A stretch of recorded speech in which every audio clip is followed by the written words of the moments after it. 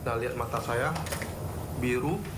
Nah, dagu saya juga biru. Inilah rekaman saat Fendi, korban pengeroyokan, meminta bantuan setelah diduga dikeroyok oleh oknum anggota DPRD Kabupaten Bekasi bersama rekannya di sejumlah rumah makan di kawasan Cikarang, Bekasi, Jawa Barat. Fendi bersama kuasa hukumnya melaporkan kasus ini ke Polda Metro Jaya pada akhir Oktober.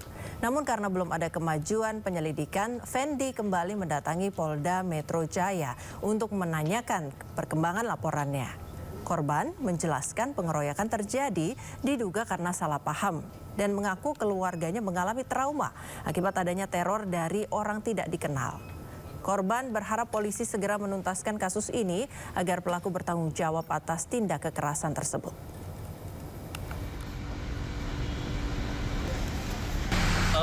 Bapak tersebut langsung lari berdiri lari ke meja saya bersama teman-temannya.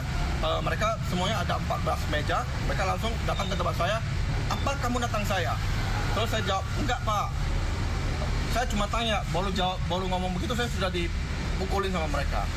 Nah, yang pertama kali pukul ya bapak tersebut. Nah, kemudian saya dipukulin sama mereka karena banyak. Saya melindungi muka saya. Ya, pemirsa, terkait kasus dugaan pengeroyokan yang menyeret nama seorang anggota DPRD Kabupaten Bekasi, Polres Metro Bekasi Kota telah memeriksa 6 saksi dan belum ada yang dijadikan tersangka. Ya, Kapolres Metro Bekasi mengatakan pemeriksaan saksi menjadi langkah awal untuk memastikan unsur tindak pidana. Jadi 6 orang saksi yang ada di TKP yang kita periksa. Kita sementara masih mencoba melengkapi beberapa petunjuk dan alat bukti yang ada di TKP. Itu masih penyelidikan ya? Nanti perkembangan akan kita sampaikan. Kan ada pengaduan tentang dugaan tidak pidana, penganiayaan ataupun pengeroyokan ataupun kekerasan bersama. Itu kan harus kita pastikan, mungkin kita cek CCTV dan lain sebagainya. Dan nanti kalau memang yakin, pasti akan kita sampaikan kepada rekan-rekan sekalian. Ya, pemirsa, nasib pilu dialami seorang wanita hamil bernama Irene Sokoi dari Jayapura, Papua. Irene bersama bayi di dalam kandungannya meninggal dunia usai ditolak oleh 4 rumah sakit.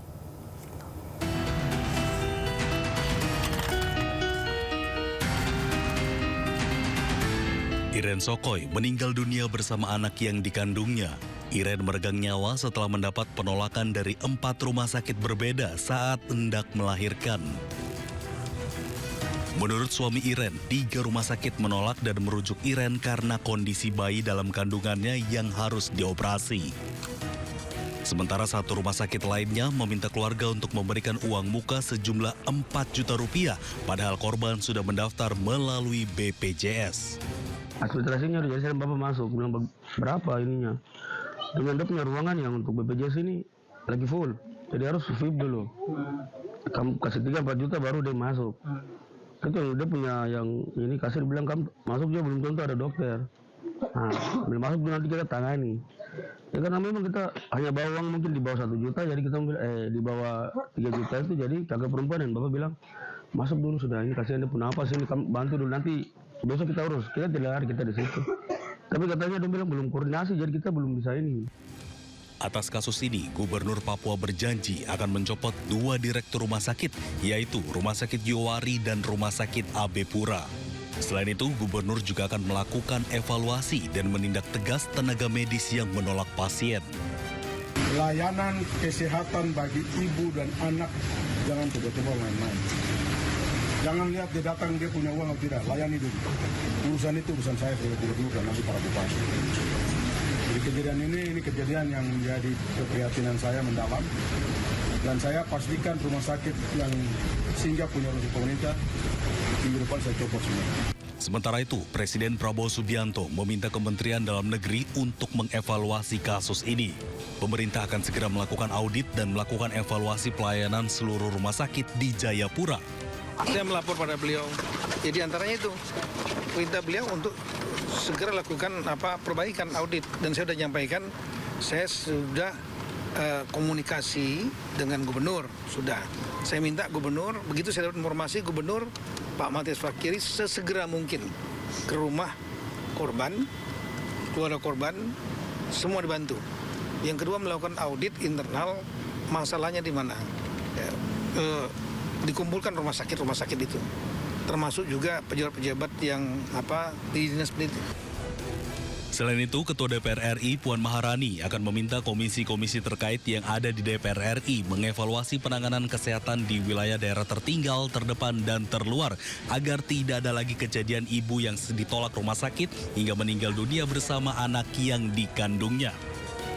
Tentu saja ini sangat concern dan akan meminta komisi terkait untuk mengevaluasi pelaksanaan hal-hal terkait dengan penanganan kesehatan yang terjadi khususnya di wilayah 3T. Jadi jangan sampai terjadi lagi penanganan atau kelalaian penanganan kesehatan yang terjadi seperti ini. Pemerintah berharap kasus penolakan pasien oleh rumah sakit tidak terjadi lagi di Indonesia. Tim Liputan iNews melaporkan.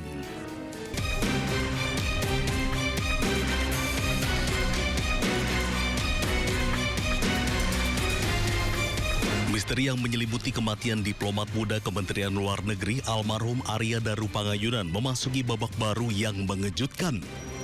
Pihak kuasa hukum keluarga mengungkap temuan signifikan bahwa ADP pernah melakukan check-in bersama seorang wanita berinisial V. Temuan ini mendorong tim kuasa hukum untuk mendesak Direktorat Reserse Kriminal Umum Polda Metro Jaya agar segera meningkatkan status penanganan kasus dari penyelidikan ke tahap penyidikan. Kuasa hukum keluarga Arya Daru, Nikolai Aprilindo, menegaskan bahwa eskalasi status kasus menjadi krusial untuk mengungkap kebenaran di balik kematian janggal ADP. Privasi yang disampaikan kemarin oleh pihak penyelidik kepada kami tentang adanya masalah check-in sebanyak 24 kali itu antara almarhum dengan Farah, itu adalah hasil fakta penyelidikan dari penyelidik, tetapi tidak didukung dengan bukti-bukti yang kuat, bukti-bukti yang valid tentang apakah betul mereka check-in untuk melakukan tindakan asusila atau untuk kepentingan apa dan kepentingan siapa. Itu tidak pernah dan tidak dapat dibuktikan oleh pihak penyelidik. Sebelum kasus resmi naik ke tingkat penyidikan, Nikolai meminta adanya mekanisme gelar perkara terlebih dahulu. Menurutnya langkah ini penting untuk memastikan semua aspek dan bukti ditelaah secara transparan dan komprehensif. Nikolai mengungkapkan berdasarkan informasi yang diterimanya dari Polda Metro Jaya hingga saat ini gelar perkara terkait kasus kematian ADP belum pernah dilaksanakan. Fokus utama dari desakan pihak keluarga adalah pendalaman informasi mengenai sosok wanita berinisial V.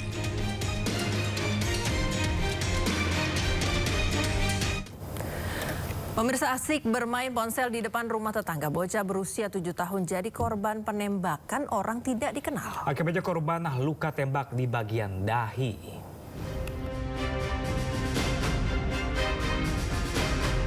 RF, bocah berusia 7 tahun ini dilarikan ke rumah sakit usai mengalami luka tembak pada dahinya.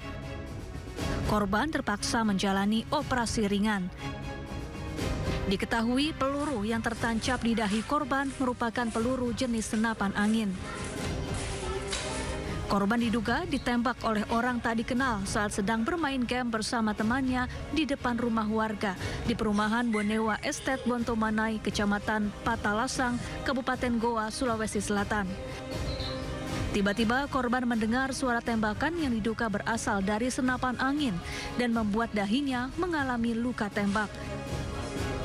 Saat kejadian, korban sempat mendengar 2 kali suara tembakan. Ibu korban langsung melapor ke polisi. Dia duduk main HP sambil main HP.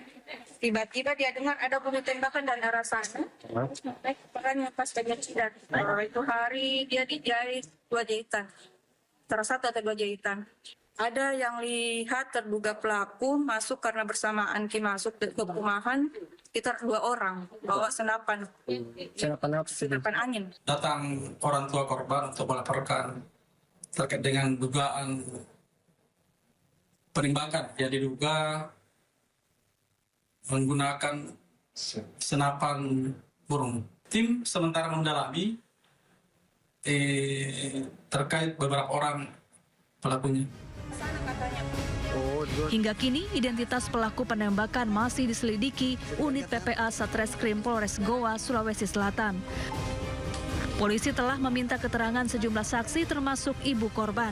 Sementara korban RF kini mengalami trauma dan takut bermain sendiri di luar rumah. Dari Goa, Sulawesi Selatan, Bukma iNews melaporkan. Kita ke informasi lain pemirsa, seorang oknum anggota DPRD Kabupaten Bekasi berinisial N diduga terlibat dalam kasus pengeroyokan terhadap seorang warga bernama Fendi. Korban yang menderita luka di sekujur tubuh kemudian melaporkan N beserta sejumlah rekannya ke pihak berwajib.